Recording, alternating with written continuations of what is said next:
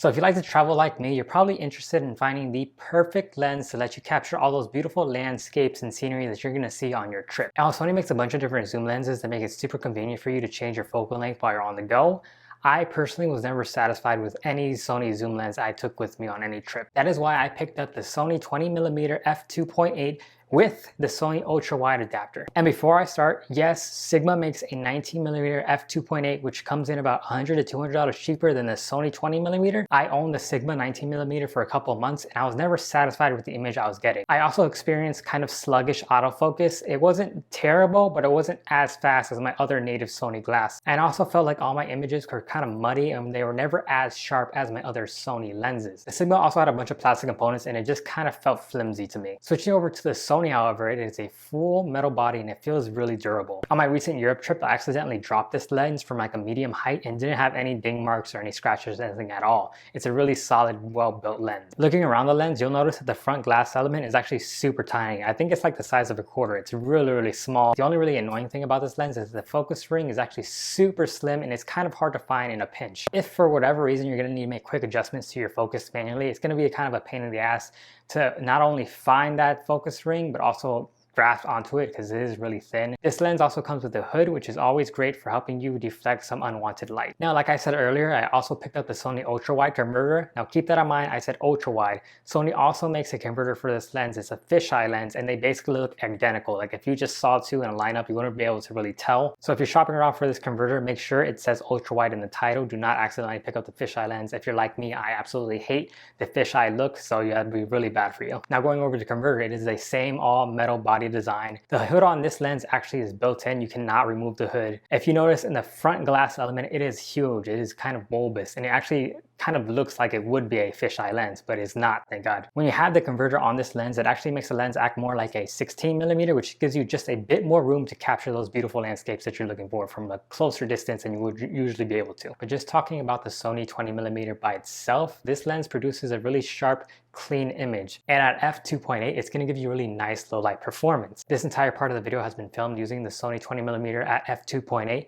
and I'm about maybe a little bit over an arm's length away from the lens. As you can see, the background isn't very bokeh-licious right now. That's because f2.8 acts more like f4 on these crop sensor bodies for bokeh at least. And then also it's a wide angle lens, so I have to get really close to that lens in order for it to blur out the background even a little bit. So if you're looking for something that's really wide but also can produce a lot of bokeh, maybe check out the Sigma 16mm f1.4, I believe. That's going to be released soon. The only thing you have to keep in mind with that lens is that the autofocus is, again, not going to be that fast. And if you're doing video, it's going to be really noisy.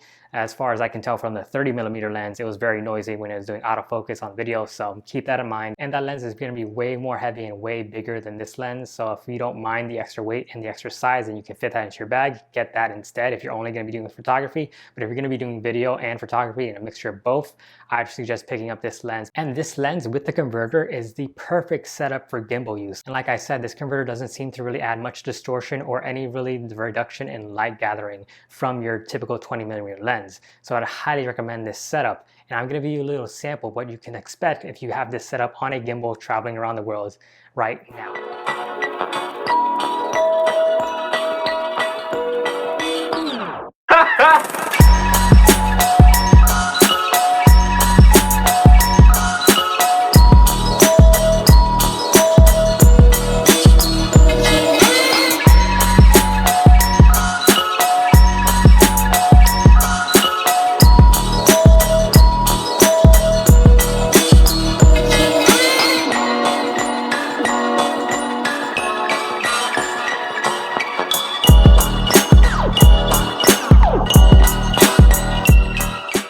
Now, we'll end this by saying this lens and the adapter altogether is not exactly cheap. I think it rounds out about like $500, $600. It's pretty pricey. It's getting up there if you're just getting into photography and just getting into videography. If you are, I would suggest going with the Sigma 19mm, just trying it out, testing it out, seeing what you would like.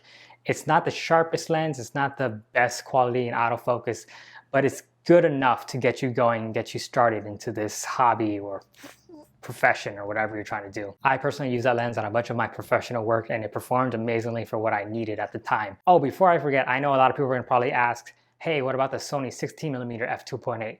That lens, I would suggest everybody just skip. That lens is really low quality. If you ever used the Sony kit lens and you were never satisfied with the images that lens was giving you, the 16mm uses the same exact glass, I believe. So this image quality is going to be exactly the same. You're just going to get a lower amount of noise because it's going to be an f2.8. Now, if you're on a budget and you just want something that's fast and as wide as possible, then sure, try and pick up that lens, but I would suggest getting it used for as cheap as you can. Do not pay full retail price for that Sony 16mm f2.8. It is not worth it. Also, it's a really ugly silver color. It's from Sony's old days of making NEX cameras. It's really ugly, really outdated. It is not worth it, trust me. If anything, go for the Sigma. It's a bit more modern. But again, if you do have the budget to spend, get the Sony 20mm and the ultra wide converter, and essentially you're gonna get that same 16mm focal length, but in a much more high quality lens, much more high quality glass, much more sharper image. Just all around, this is a better package. Anyway, guys, those are my thoughts on the best wide angle lens for your Sony a6000 series cameras.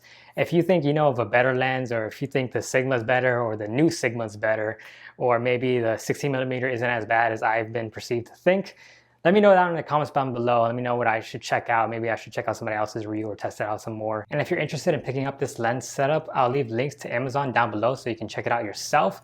There will be affiliate links, so if you decide to purchase them, I will get a kickback from that. It's not going to cost you any more money, but if you like this video and it helped you out, I really appreciate that. Also, if you really like this video, maybe consider subscribing. That'll really help me out. If you subscribe right now, you should subscribe right now. I think you should subscribe. Maybe subscribe. But as always, my name is Joshua Jones. Stay sexy, and I'll see you sometime.